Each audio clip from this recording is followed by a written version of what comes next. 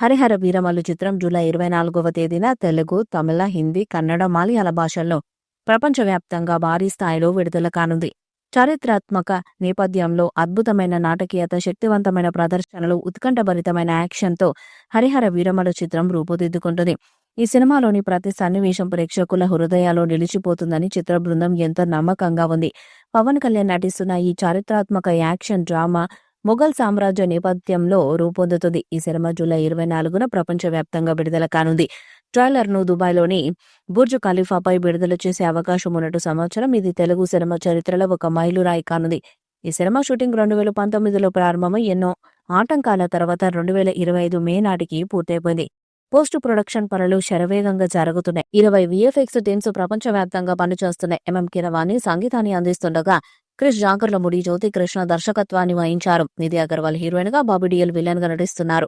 ఈ ట్రైలర్ తర్వాత అభిమానుల నుంచి అంచనాలు పెరిగే అవకాశం ఉందని చిత్ర యూనిట్ పేర్కొంటుంది. హరిహర వీరమల్లు ట్రైలర్ జూలై 3 ఉదయం 11:10 గ్రాండ్ గా విడుదల కానుందని చిత్ర యూనిట్ అధికారికంగా ప్రకటించింది. దాదాపు 250 కోట్ల బడ్జెట్తో నిర్మితమైన ఈ చిత్రం తెలుగు సినిమా పరిశ్రమలో ఒక భారీ ప్రాజెక్టుగా గుర్తింపు పొందింది.